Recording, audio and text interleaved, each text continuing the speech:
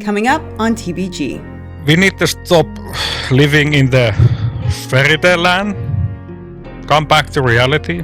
If you don't look as a passing woman, you have no place in the women's bathroom. Hello everybody, my name is Rogan and this is Bahamian Gyal. On my platform I do social commentary and reaction videos. I encourage my audience to have private conversations in public. This week I'm talking to a transgender woman who is sounding off on the LGBTQIA+ community. In this no-holds-barred conversation, she's explaining why children should not be allowed to transition until they are 18, and she sounds off on everything from trans women competing in women's sports to using their restrooms. So, y'all good? Y'all ready? Let's talk. Well, my next guest is a pre-op trans woman out of Finland who reached out to me on Instagram several months ago, and she did so after watching one of my more popular videos, the LGBTQIA+ I Want a Divorce video. Well, to be honest with you, I was quite shocked at some of the comments that she left inside my inbox. And I say I was shocked because I had gotten around that time so many negative responses from people who identified as being in the trans community that I totally expected another comment to come from somebody who was very upset. But it was quite the opposite. Hecuba was actually in agreement with a lot of the things that I said, and I thought we had such a wonderful dialogue that I was like, there's no way that this can just be contained and relegated to my inbox. We have to do an interview. And I asked her to do an interview and she said absolutely. So without further ado, take a listen. So the first thing I want to say is thank you very much for agreeing to do this interview. I was quite surprised when I opened up my Instagram this morning. You said, I'm not going to use a mask, to hell with it. I'm just going to put my face out there. I want to ask you, what made you change your mind about that? If I'm going to be someone, I'm going to be someone, and I'd love to search for that. So you discovered me on YouTube. You saw my LGBTQIA+ I Want a Divorce video. Yeah. What were your initial reactions, because you reached out right after watching that. I think that was back in September that you saw it. But what was it about that video that made you reach out? The actually worries of the parting situation, because I'm trans myself, and then I was like that if we are parting from the age group, we are mostly gonna be weaker. Yeah. So the LQ part is gonna be a weaker. That's why when we are stronger together. But I quite understand why they want the divorce. The divorce. Yeah, because that's the one of the reasons why I agreed to have this interview. There is a lot of colorful ones in this community, and they even I don't like them. How I supposed to be presenting this group if there is a lot of Wakacha people that are showing clear signs of mental unstable conditions. So I'm kinda in the back in the shadow, so I'm gonna also be hurt by it. So that was the initial talk about it. Yeah. And there are so many gay people who don't want a separation. I think that's one of the things that came out of that video as well. They don't want to separate. They know what it's like to feel ostracized. And they don't want to now turn their backs, now that there's supposed to be an acceptance for gays and lesbians and bisexuals. They don't want to turn their backs on the trans community. I just think that for many of them, they're feeling their hands are being forced into separating because, as you said, there are some I call them loudmouth activists who really are ruining the party for everyone else.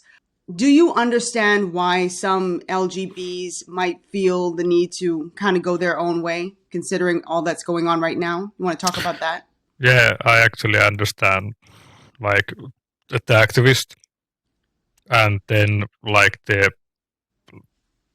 going about child transgenderism, which I'm very against myself. Let's say that, okay, you have a daughter that decides that I feel like I'm a boy. Yes. Let her grow as a child okay, she can identify as a boy, dress up the like a boy's clothes, but don't put her on the bad hormone treatment, surgery, stuff like that, because those are unreservable. I kinda got to live like my childhood as a child, and like I felt that there was like always something wrong.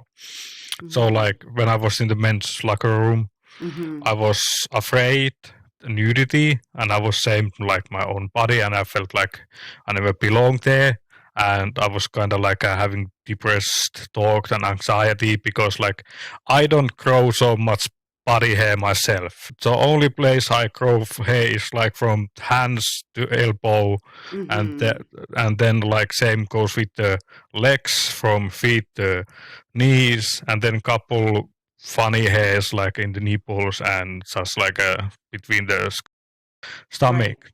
And then when I actually was like looking at the men in the locker room, they are literally like monkeys from the zoo. And I was they're very hairy. Yeah, and they were like a very hairy, and I was like, what is wrong with my body? But that's why I felt like that I was not belonging the gender I born with. And how does your family respond now? Because you're out as a trans woman. How did your family take it? Well, I only have a one sibling that I have like still some relationship with, but like most of the family, it's a bit too much for them. Like it's a bit much. They decided to cut me out from the family.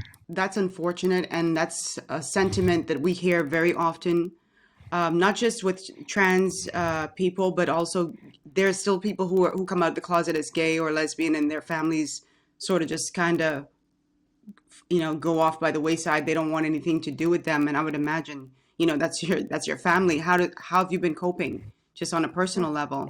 I'm fine. Like screw them. If they cannot accept me as who I am, then I don't need them in my life. That is like one of my strength in this situation. Like I'm mentally so strong and tough as a person that like I wouldn't care anyone like saying any negative at me. Like really, it just doesn't hurt me. Yes, you are very mentally strong, because for a lot of people, not having their family around, or not having their family affirm their decisions, or just support them is really, really tough. But I guess at the end of the day, you have to be true to yourself. You have to be happy with yourself, not making yourself miserable for somebody else to accept you. You know what I mean? Yeah, no, because I actually did that. I used to please people. That's why I never had chance to transition in early of life. So, one of the things you talked about earlier about it, particularly because I remember reading your comment on Instagram, and or your message to me, and you were talking especially about children transitioning. And to your point, sometimes I think, especially of late, of the past 7 or so years, for me anyway, I've just noticed this reaction where we're so quick to affirm children rather than sort of letting them figure it out, not letting. And it's not to dismiss their thoughts or their feelings. It's not about that. It's just that kids go through different phases. They're developing, and it's so easy to just say, okay, yes, this is what you are, but they change. I look at, I don't know if you're familiar with Brad Pitt and Angelina Jolie. They have a daughter by the name of Shiloh. And I remember at one point, Shiloh wanted to be addressed as John and was dressing in boys' clothing. And there were so many news outlets and so many celebrities coming out and just referring to Shiloh as he. And there are folks who are saying, hey, just let this child be a child for a moment and figure out what it is that she wants to do. And now when we look at Shiloh is now dressing in women's clothing, wearing makeup, and seems ultra feminine. And she may be the exception, she may be the rule. I don't know. But I'm just saying, I think it's to your point. If a child wants to dress in boys' clothing, just let them have that for the moment and just see where it goes rather than just immediately affirming. So I thought that was a really good point that you made.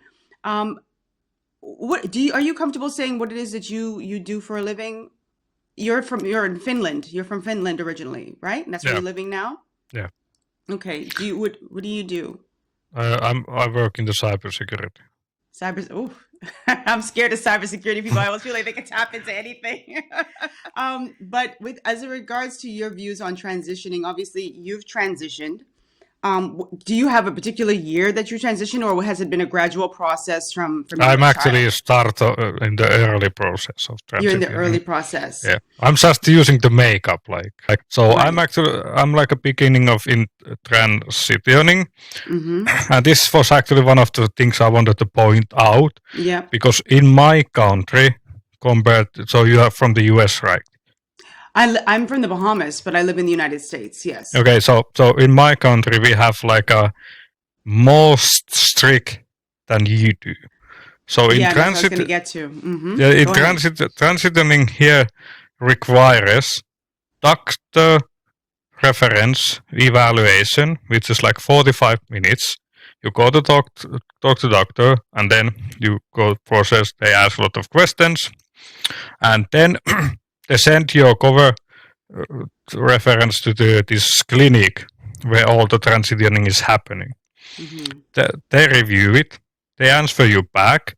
If the reference is bad and there is like a missing some information, they reject it. If it's Mm-hmm. good, they approve it.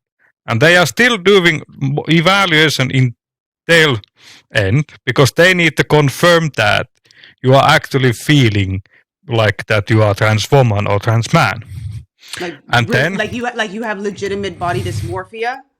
yeah, they are Yeah, it actually has to. like, Mm-hmm. yeah, they need to confirm that because they are not gonna trust the doctor's diagnosis.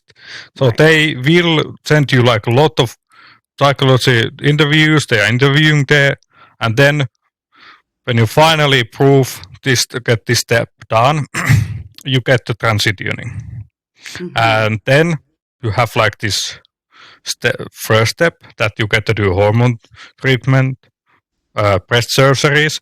Bottom surgery is not on this list. It's the last step you get to do.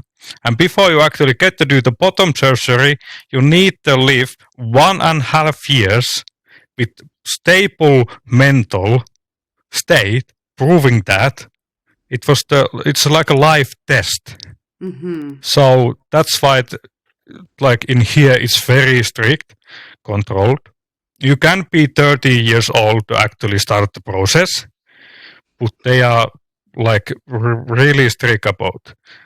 Few years, like 2020, over 700 people underage applied to clinic, and they approved only 200. Wow. They rejected over 500 people. Right. So that's why it's like that's the way they have like done it pretty well in here. Yeah. So I like the idea too, not to cut you off, but I like the idea of you having to and everybody having to live a year and a half before or have that experience a year and a half before actually being approved for surgery. Because there's no coming back once you've done that. yeah, There's no turning back. It's a yeah, very serious process. And I think for me here in the States, I think that's one of the I'm not going to ever oppose someone as long as they're over the age of 18 and for me, they are mentally stable and they are absolutely sure that this is what they want. I'm not going to oppose if that's how you want to live because it's your life. But I think, again, we're just so quick here in the US to just immediately say, okay, go for it. And then we just see so many people who detransitioners who come on TV and they're crying and they're like, their bodies are ruined and they wish someone had just kind of told them no.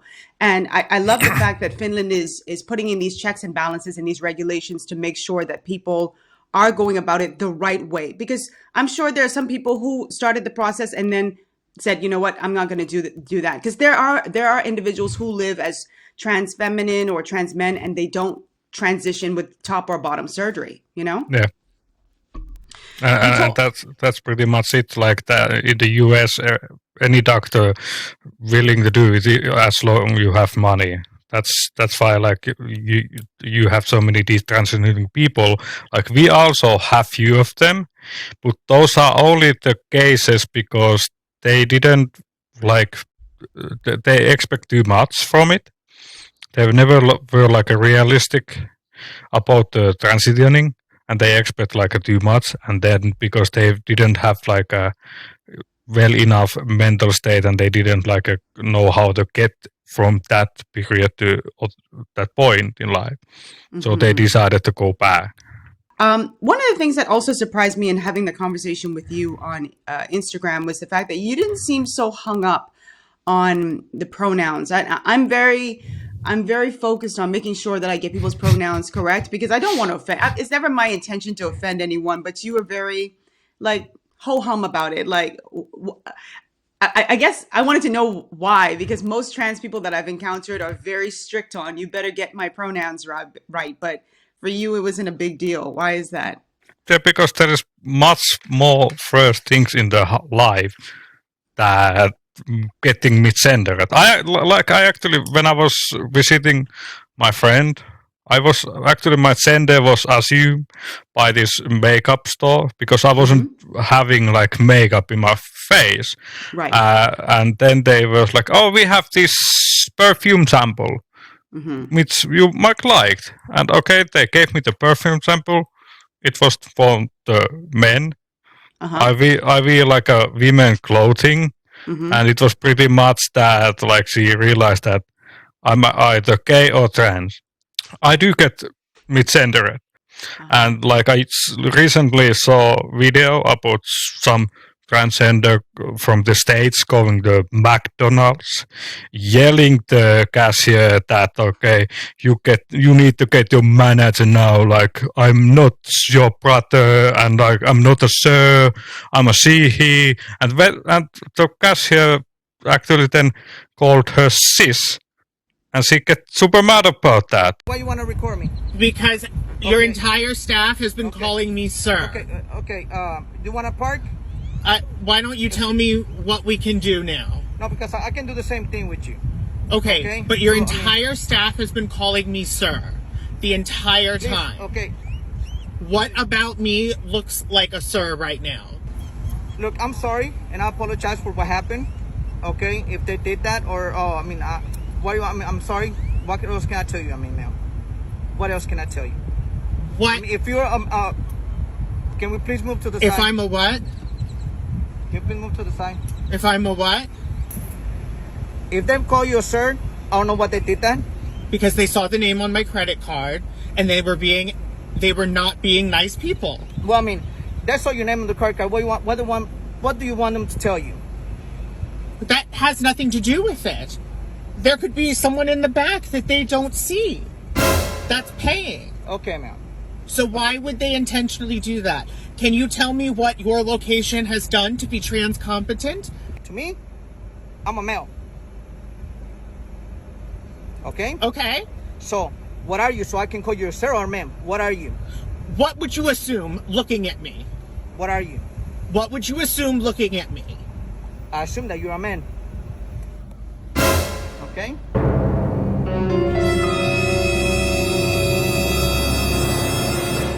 Excuse me, it's ma'am. It is ma'am. I can call the police if you'd like me to. You need to settle down. You need to settle down and mind your business, okay? Ma'am, once again, ma'am. I said both of you. No, you said sir.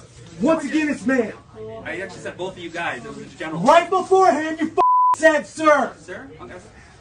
Mother, take it outside. If you want to call me sir again, I will show you a sir. What you want then? You're right. Like if you make it so strict that you want the people call you with your pronouns, Yes. and they actually do, and you get so mad about it because they actually called you first pronouns, and then they correct the pronouns, and you still get mad of it, and that's why like I understand you like being a bit more like sensitive regarding the pronouns. Sure. Because there are these people who like make a whole lot of show of it, and I don't want to do those, because like if I go to a clothing store and I ask something that, okay, I'm looking these leggings, where I can find them, and they point me that, oh, men's department is second floor. I can either make a huge circus about it. Yeah. And then there is 10 more people in that situation, and they are all 10 people against me, and that is like 1 versus 10 people. that is the bad situation. Or I can remain calm and like, okay, clarify. Thank you for the information, but I'm looking it from the women's department. Sure. And that doesn't make any fuss.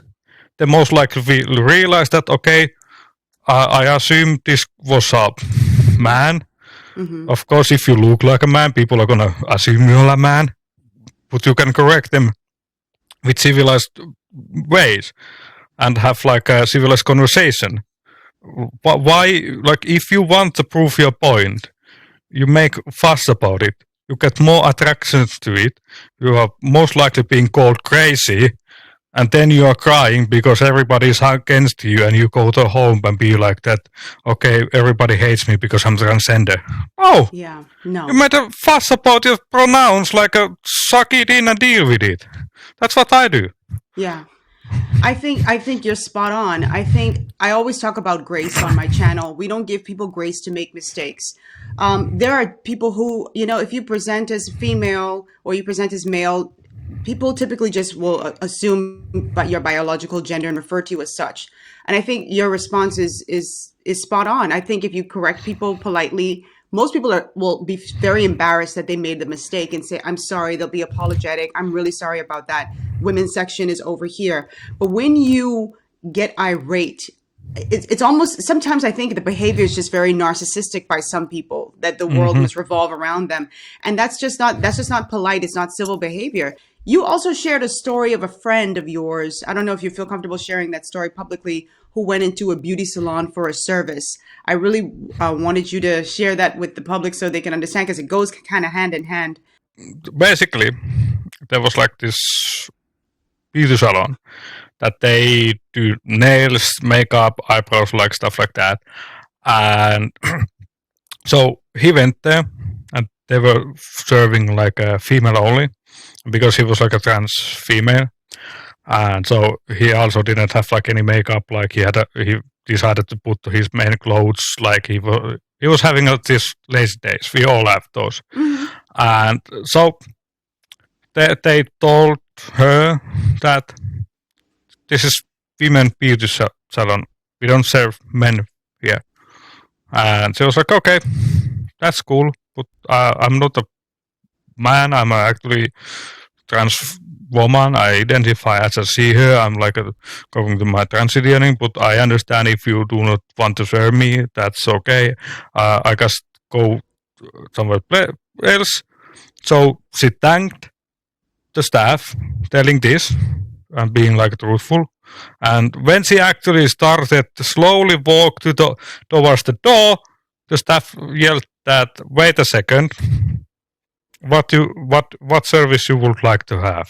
And then she was like, okay, I would like to get my nails done, like some fake nails. And she got it, and they thanked her actually be civilized. Ain't like, that something? Would you look of that? Wow. Like, because she wasn't like calling them transphobic and slurring and insulting and screaming, that she actually got the service. She wanted. Like, I don't know where people common sense and manners went. Like, I don't know if you've been kind of watching the news or watching YouTube. There's been a lot of energy pointed towards the trans community as it relates to trans women competing in sports against biological women. I don't know how you feel about it, but I wanted to get your take either way. What are your views on that? How do you feel? This is kind of tricky topic, because like if they are not transitioning, they still have like the dominant male like a physical strength and stuff like that, because the hormones actually change your body and they actually make your muscles weaker. And so after they would like be fully transitioned, they would lose that like male dominance thing. Then it will be like, I would say, okay to compete. But then I kind of understand the female aspect it, because the biological female in the like a competition. So I would say that just have trans Olympic. We already like have a Paralympic, which are people who paralyzed. You don't see them competing on the This is normal true. sports. So we could do the same thing with the trans ones. So have trans men, trans women, and trans women competing against each other. Yeah. Trans men competing against trans men. Because, to your point about the hormones, I don't know if this is the proper word, but debilitating them, or the trans hormones weakening them in such a state that they're not, they don't have their full strength. Yeah. I think one of the criticisms is also that even without that, there's always other physical advantages. A biological male may be much taller than a woman, or have a wider wingspan, or that sort of thing. So those things come into play as well. That is not true. Like Go ahead. I'm 5'4" at my length. Really, Like, you seem much taller sitting there. Yeah. I'm really short man. I would And have thought you were like 6 something, 6 feet Yeah, no. something. Like I'm really short, and I seen women that are like a double head higher than me, and so so they would have a more advanced than I do, because they have like a longer legs, so they can actually run faster and take like a more steps, even like a jumping, because I cannot jump that high. So they would have like their own like advantage of. Everyone have advantage of something. How do you feel about the bathroom situation with trans? Because this is still a hot topic, where there are women who say they feel uncomfortable with trans women entering the female bathrooms, or vice versa. I don't think it's so much controversy with trans men entering the male bathroom. I don't see that as much as I do when it comes to trans women entering female bathrooms. So, what's your thought on that? Well, first of all, I still use the men's bathroom because I'm just speaking in the transitioning.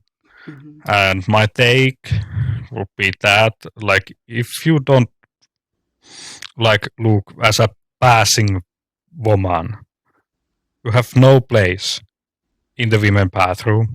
Look, I understand like women worry that if you decided not have like a bottom surgery, because that kind of be like a scary. Okay, she has a penis between her pants and stuff like that. So my take is that if you don't go through the full process, hormone therapy, you don't even bother to look feminine, and your end of goal is not the bottom surgery, you have any business in female bathroom. Plus, why would you even go there? Because the lines are shorter in the men's bathroom. Can I tell you something? I've gone in the men's bathroom because the lines are long in the women's bathroom. Oh yeah, I seen this. Like before, like I actually like thought I was a trans woman. I went to men's bathroom and I was seeing like a women there waiting in the line. And I actually know your struggle. And that is like one of my take that if you like, even my friend who is a biological woman says to me that like if you don't are buttering, even to look like a woman, you just identify yourself and you have like a long hair, beard, and you look like a 50-year rock star. Men's bathroom, please. Men's bathroom. You don't go there. You have no business there. And so most likely I will be starting using women's bathroom when I actually have like bottom surgery. Then I will be using that. But as long I have a between my leg, I go to men's bathroom. I want to ask you, just kind of wrapping up here, like, what do you see as the state of the LGBTQIA community? Where do you see it heading? Are you satisfied with the current tenor, the current state that the community is in? I have some people say we're not a community. I don't know why everybody just lumped us together. And some people say we are a community. we're just not on good footing right now. So I mean, like, what do you see? What's the state in your mind? Like, I understand why people are getting upset. Like, we need to stop living in the fairy tale land, come back to reality. Like, these are the few key points what I want to actually talk about. Is that I have a 6-month-year-old nephew that I visit even without makeup because I want him grow as a child. And these are not matters, the subject that you will teach in the school, because school is about teaching history, mathematics, all kinds of stuff this which belong in the school. You don't need to teach about LGBT identifying all it's the parents' job. It's parents' job teach this. And I even told my sister that if they teach to my nephew in this school and they give you crap about actually telling that you don't want to this being taught to my nephew. So I told her that give me a call because I will be happy to have discussion with them as a trans woman that what the hell you are thinking.